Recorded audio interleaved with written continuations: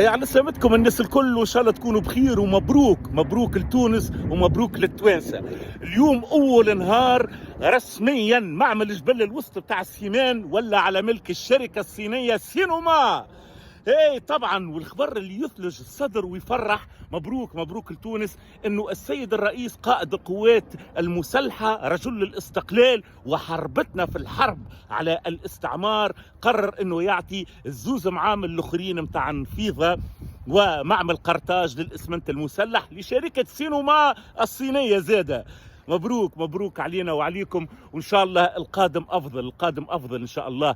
طبعا تفاصيل العقد ما نعرفوش، لانه هك الريق متاع الخونه، النفاذ الى المعلومه والوضوح والشفافيه، والشعب يلزمه يعرف وين تفاصيل العقد. هذوكم الكل حطيناهم في الحبس، واللي باش يظهر كيفهم بنفس السيمان متاعنا الشركه الصينيه ان شاء الله باش تبني لنا برشا حبوسات للخونه والمتآمرين متاع الفتره القادمه.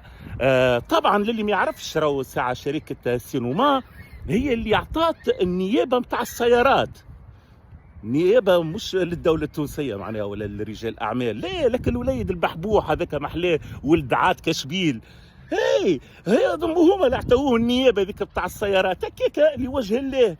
والشركه هذه هي اللي خاطر الناس اصحاب امانه وثقه، هما اللي يوصلوا الامانه لما لها الجعاله، الرشوه يوصلوها هما النوفل سعيد والعاتكه ولعائله قيس سعيد. الشركه هذه الفلوس الحب هذيك الكارتة تحك كارتة هي اللي مسؤولة عليها طبعا. والحاجة الأخرى اللي يلزم تكونوا تعرفوها انه هي ربطت العلاقات من قبل، لكن توطت العلاقه هذه ولات متينه مع السيده وزيره المرمى والشوانت، وزيره الاسكان، وزيره التجهيز والاسكان. والشركه عملت معناها وبذلت مجهود كبير باش تكون رئيسه حكومه، باش الشوانت تتوسع، ما عادش كانت في وزاره التجهيز والاسكان، تولي من رئاسه الحكومه مع بقيه الوزراء تعمل الشانتيات البودورو، المصانع الصينية والبضائع الصينية، الكل معناها تولي في طريق مفتوح.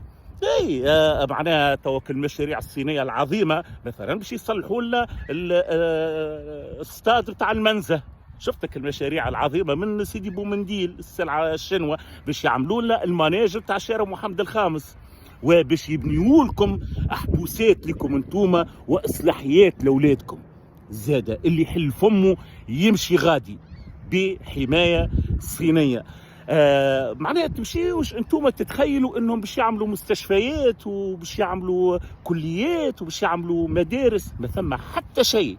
العقد هذا اللي مع الصينيين ما فيه حتى التزام الا بحاجة واحدة، اللي هو مصاريف التسيير. مصاريف التسيير يعني الشهري وكالحاجات اللي تشبه للشهريات بتاع التسيير اليومي، إدارة، ضوء يمكن وماء ويمكن بلاش، هذوكم الله أعلم على الاتفاقية شنو اللي فيها.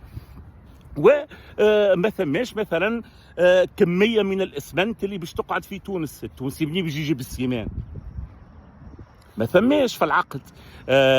احنا عندنا دوفيز العملة الصعبة ما يكفيناش 100 يوم، فماشي اتفاقية معاهم انه الفلوس يخرج جزء ويقعد جزء زيادة ما نعرفوش، والاكثرية ما ثماش.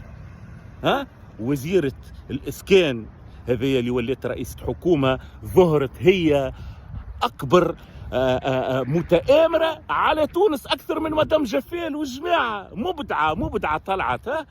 على كل حال الله يعري من عراكم، ويا ربي يا ربي تفيقوا على رواحكم شوية وتفهموا انه السيد هذايا اقدر من مصطفى خزندار.